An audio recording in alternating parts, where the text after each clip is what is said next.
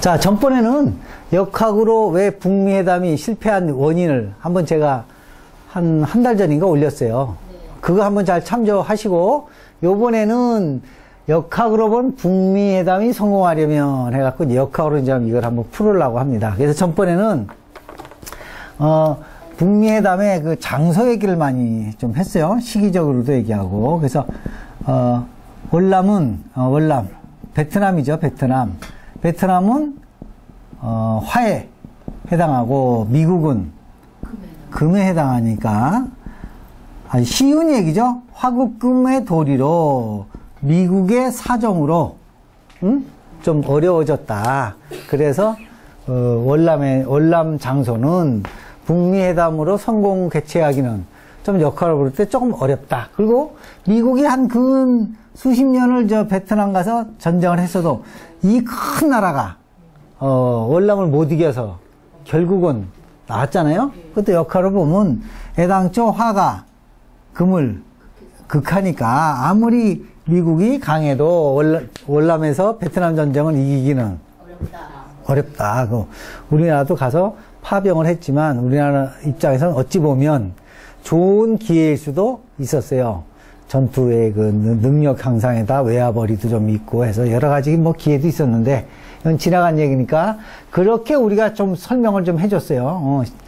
시기적으로도 얘기를 하고 장소적으로 좀 문제가 있다 이렇게 얘기를 했는데 요번에는 오늘 아침 뉴스에 이제 김정은 북한 위원장이 올해 내 1년 안에 다시 한번 3차를 만나고 싶다 그렇게 얘기를 했어요. 그래서 이 길을 열어놨어요. 그리고 우리나라한테는 중재자를 하지 말고 당사자로 좀 나와라 이렇게 얘기를 했어요.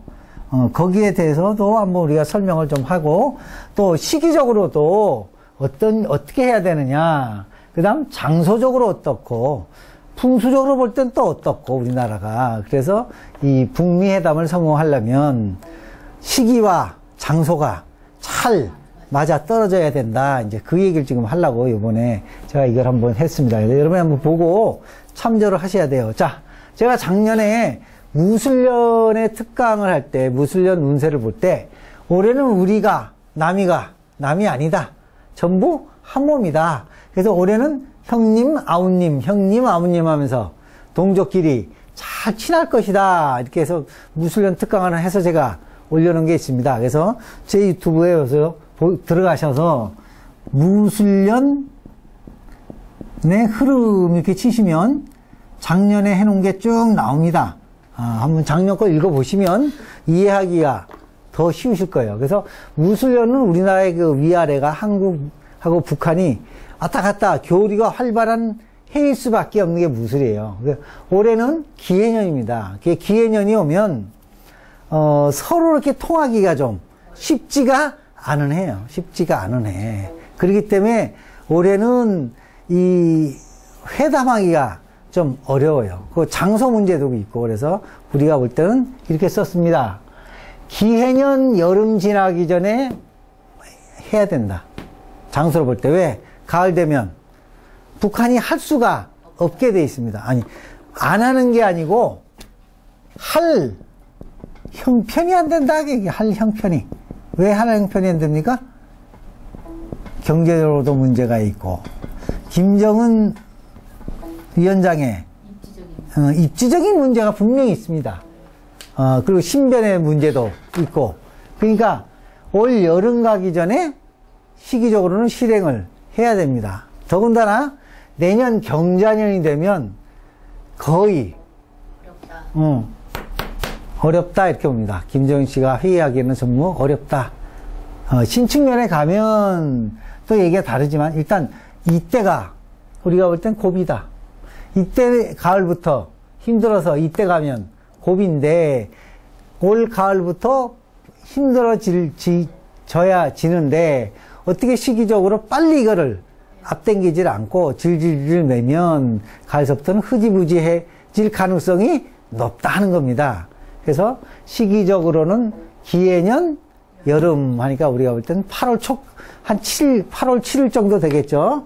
그 전에는 좀 개최가 돼야 된다. 이게 8월 8일이 넘어가면 이제 입추가 오다 보면, 기운이 빠지기 시작해서 여름 전에 실행을 해야 된다. 그리고 지금 오늘 또 그 신문에, 전혀 양보할 마음이 없다. 그랬습니다. 근데 우리가 볼 때는 양보는 하려고 마음을 먹고 있다. 이렇게 보는 겁니다. 먹고 있는데 겉으로는 양보할 마음이 없다. 이렇게 하는 겁니다. 일단. 근데 여름 전에 실행을 하시는 것이 서로가 좋고요. 또 우리나라가 여기서 볼 때 북한이 약하니까 조금 뭐 당사자로 나서는 것도 나쁘지는 않다. 나는 그렇게 봅니다. 그래서 뭐든지 우리가 뭔가 성사가 되려면 천지인 법칙으로 뭐가 됩니까? 삼수. 수리하러 보면 몇이 되냐? 3이 돼요. 3은 뭐의 숫자냐면 완성의 숫자예요. 완성. 자, 하나에서 뭘로 됩니까? 둘로 되죠. 둘에서 셋이 되면 이건 이제 대중이 되는 겁니다. 대중. 그래서 우리가 음량이 이제 깨지면 뭐가 됩니까? 두 개가 되죠. 그러니까 한 1차 변화, 두 개가, 4개가 되죠, 이제. 이렇게. 4개가 또 8개 되죠. 그래서 1변, 2변, 3변, 이렇게도 하고, 또 우리가, 기독교를 가든 어딜 가든 전부 삼수입니다, 삼수. 삼위일체. 예. 이렇게 되어 있기 때문에, 삼자로서 우리가 볼 땐 두 분보다는 몇 명이 앉냐? 3명이 앉아서 회담을 해야 성공 가능성이 높다. 이렇게 보는 겁니다. 그래서 2자 회담보다는 3자 회담을 우리는 추천을 하고 또 시기도 여름 지나기 전에 지금 한 석 달 남았나요? 넉 달 남았나요? 빨리 실행을 해서 빨리 결판을 내지 않으면 이거는 좀 어렵다. 이렇게 얘기하고 싶습니다. 그 다음에 이제 장소 문제에 대해서 잠깐 설명을 드릴게요. 이제 장소는 한국에서 개최해야지 성공 가능성이 높다. 이렇게 봅니다. 그러니까 한국은 주역으로 보면 감방입니다. 감방. 감방은 모든 것의 시작이고 모든 것의 끝도 됩니다. 시작도 되고 끝도 되는 겁니다. 그러니까 우리나라가 지금 전 세계적으로 마지막 분단국가예요. 마지막 분단국가예요. 그러면 분단을 이걸 잘해서 통일이 되면 분단의 끝이고 통일의 시작이거든요. 그래서 이 감방이 우리나라를 뜻하는 겁니다. 그래서 우리가 3명이 앉아서 어디서 만나야 된다? 한국에서 만나야 된다. 난 이렇게 주장합니다.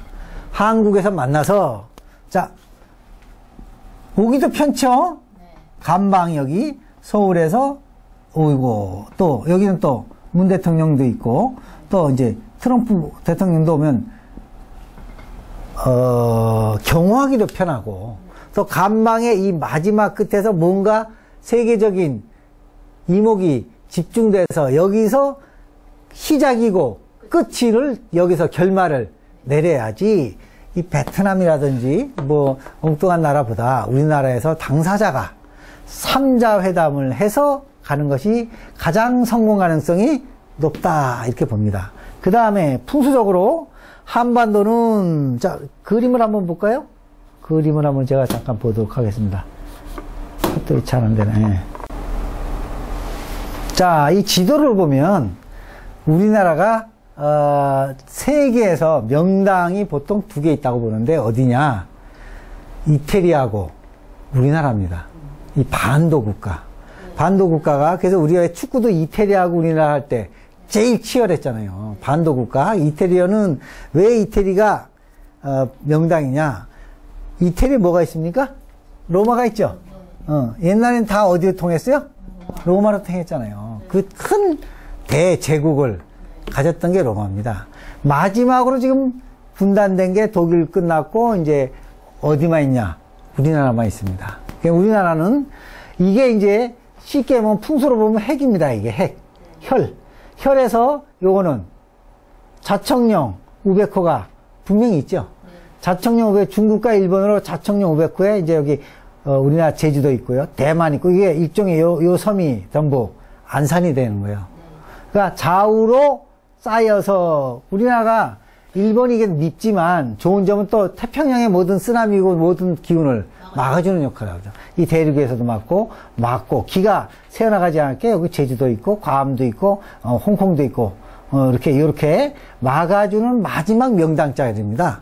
그래서 마지막 분단 국가에서 마지막으로 삼자가 모여서 개최를 해야 가장 북미회담이 되든 삼자회담이 합격이 성공되기가 가장 가능성이 높고요.